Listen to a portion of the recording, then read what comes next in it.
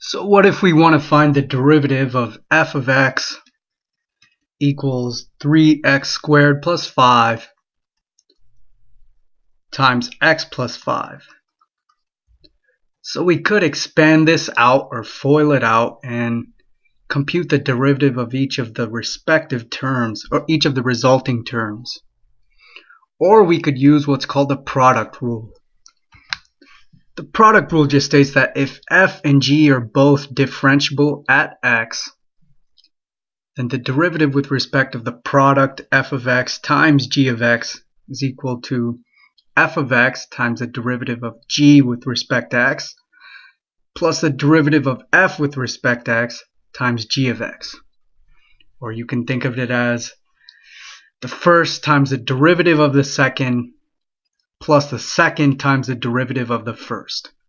Or alternatively, the second times the derivative of the first plus the first times the derivative of the second. So think about that for a while and let it settle in your head.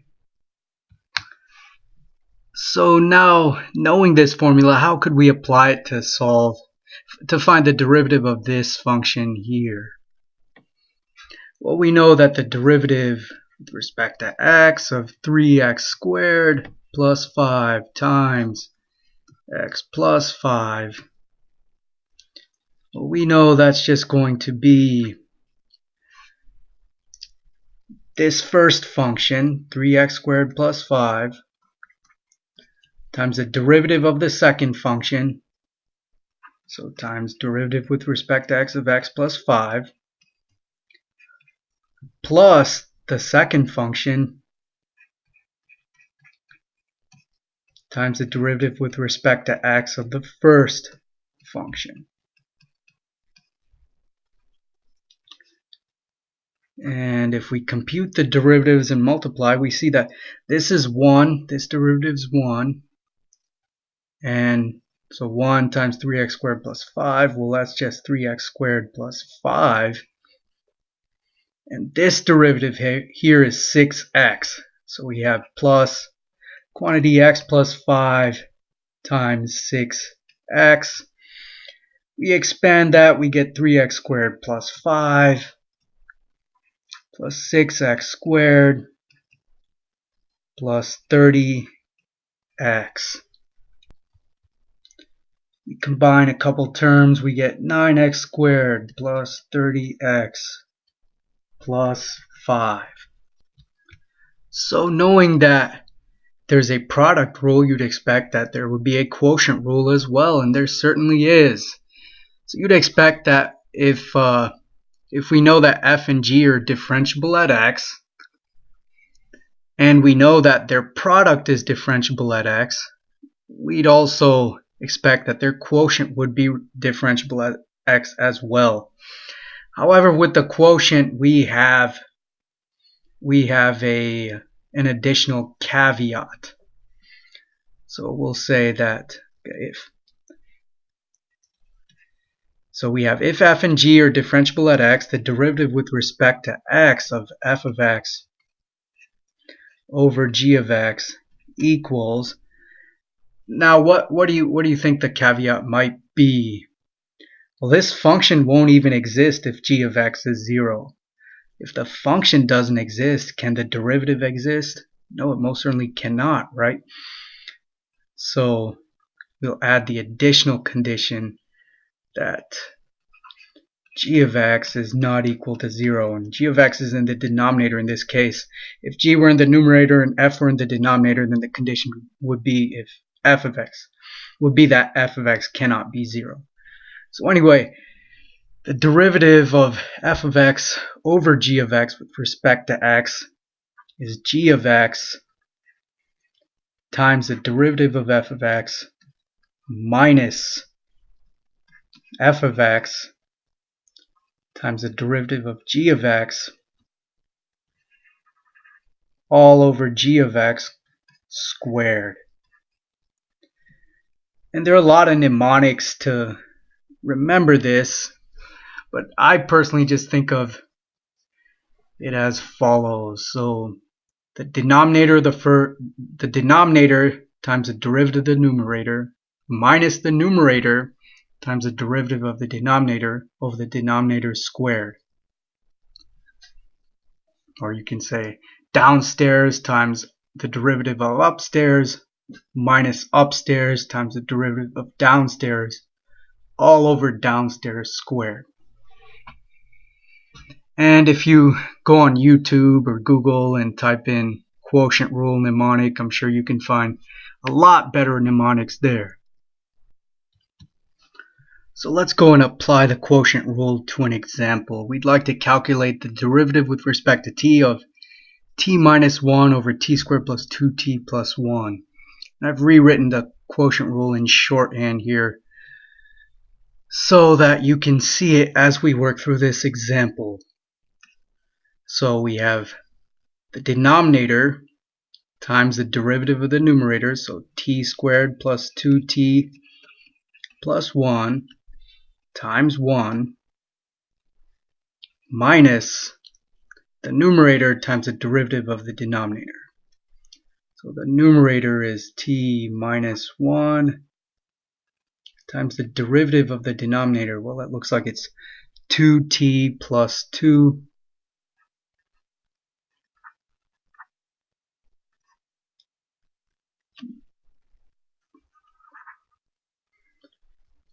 over the denominator squared. So 2t squared plus 2t plus 1 squared. But let me make you aware of the fact that t squared plus 2t plus 1 is t plus 1 the quantity squared. So I'll just go ahead and write it as t plus 1 the quantity squared. I could have done that here as well, but I just went ahead and left it in its expanded form. Alright, so let's simplify. So t squared plus 2t plus 1, then minus this stuff expanded. Looks like it's 2t squared minus 2t.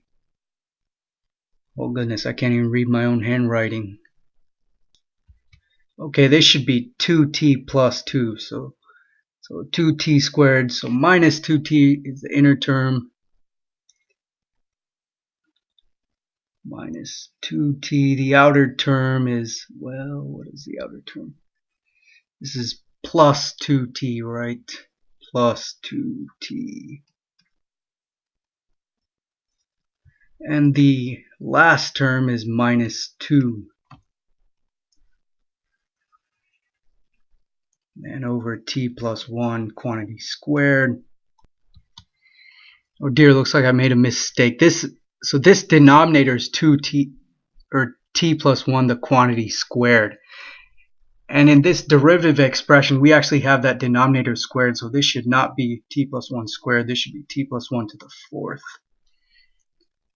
The same is the case here. So if we combine like terms in the numerator, we get minus t squared plus 2t plus 3. You'll see that if you factor this factors to 3 minus t times t plus, or times 1 plus t. Denominator, we still have t plus 1 to the 4th. 1 plus t, t plus 1, same thing. So this cancels with one of the t plus 1 factors. So we finally get 3 minus t over t plus 1 to the 3rd power.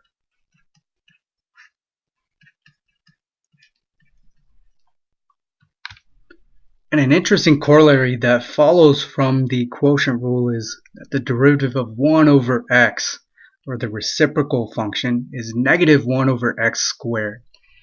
And to see that, you can just apply the quotient rule to 1 over x. So that would be derivative of, should be, okay, so the derivative of 1 over x with respect to x, that's just going to be the denominator times the derivative of the numerator, which is 0, minus the numerator times the derivative of the denominator, which is 1. over the denominator squared. That's just going to be x squared minus 1 over x squared. So we've gone over derivatives of polynomial functions, linear combinations of polynomial functions, as well as even radical functions. So let's go ahead and look at trig functions, since they come up a lot in introductory calculus courses. So the derivative of sine of x is cosine of x. The derivative of cosine of x is negative sine of x. And remember that d sub x, capital D sub x, is just another notation for the derivative. You'll see d dx, you'll see this, you'll see capital D sub x, you'll see f prime, and later when we talk about higher order derivatives, you'll see f double prime, and this will be equivalent to d squared x, dx squared, and so on. So just bear those notations in mind. But what's the derivative of tangent of x? Well, we know tangent of x is sine x over cosine of x, right? So it would seem like we can use a quotient rule to find this derivative, and we indeed can. So this is going to be cosine times the derivative of sine, right? Cosine of x times derivative with respect to x of sine of x minus sine times derivative of cosine. So minus sine of x times derivative of, with respect to x, of cosine of x, all divided by cosine squared of x. So what is this going to be? Cosine of x times the derivative with respect to x of sine of x. Well, what's that? That's just cosine of x again. Minus sine of x times the derivative with respect to x of cosine of x. So that's what? Minus sine of x times negative sine x. Okay, all over cosine squared of x. Oops, there should be an x here. So we now have cosine squared x and plus sine squared x in the numerator, and cosine squared x in the denominator. Cosine squared and sine squared, we know that's 1. Divide by cosine squared x. And hopefully you recognize this as secant squared of x. Just like we use the quotient rule to find the derivative of tangent of x, we can do the same for cotangent, secant, and cosecant. Remember, cotangents, cosine over sine, secant of x is going to be 1 over cosine of x, and cosecant is going to be 1 over sine of x. But I'll leave it to you as an exercise to compute these derivatives. You just have to use the quotient rule in each case.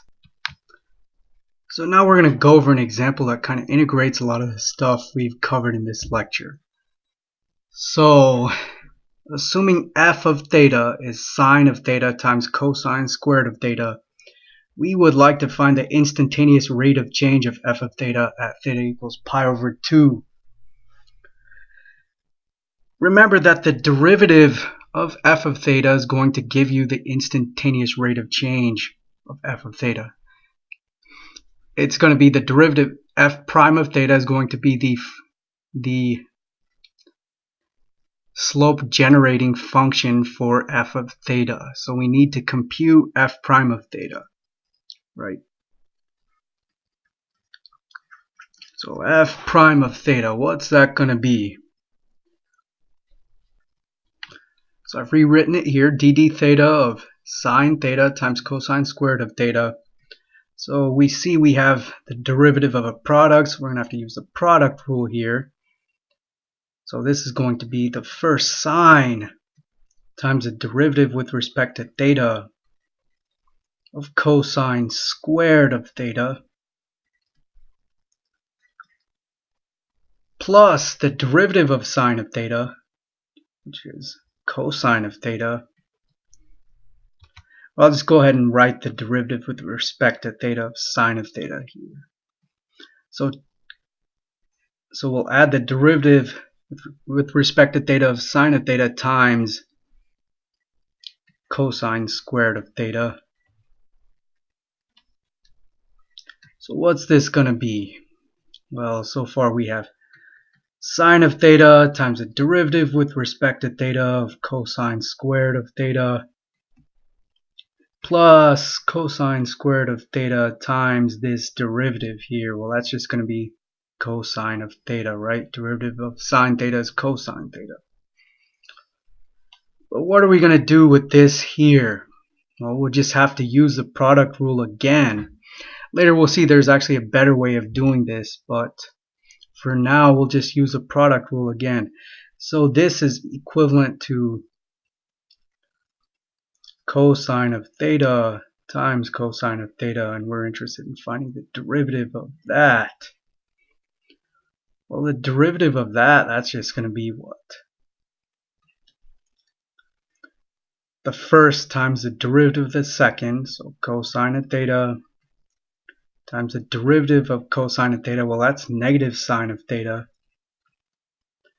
And we're going to have that occur again. We'll have the second times the derivative of the first. That's just going to be another cosine of theta times negative sine of theta. So another cosine of theta times negative sine of theta. So we will ultimately end up with negative 2 sine theta cosine theta. We plug that back in here and we have sine of theta times negative 2 times the sine of theta times the cosine of theta plus cosine cubed theta. This is cosine cubed theta here.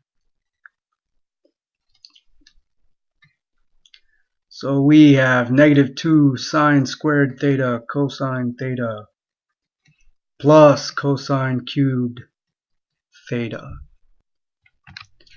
So we've arrived at our derivative. This is our slope generating function. So for any theta that we plug into this derivative function, we will generate a slope for our original function, f of theta equals sine of theta times cosine squared of theta. So we plug into negative 2 sine squared theta cosine theta plus cosine cubed theta. We plug in for theta here to get the slope of sine of theta times cosine squared theta at that particular value of theta. So for the instantaneous slope or instantaneous rate of change of the function at theta equals pi over 2, we just plug in pi over 2 here. So I should say really f prime of theta evaluated at theta equals pi over 2. And this notation here is your common notation for whatever is to the left of it evaluated at this particular value of the argument, in this case theta. So this would be f prime of theta evaluated at theta equals pi over 2. Well, that's just going to be what? Negative 2 times the sine of pi over 2 quantity squared times the cosine of pi over 2. Well, that's just 0. That's going to make this entire term 0. Plus the cosine of pi over 2 quantity cubed. Well, that's 0. So we have 0 plus 0 equals 0.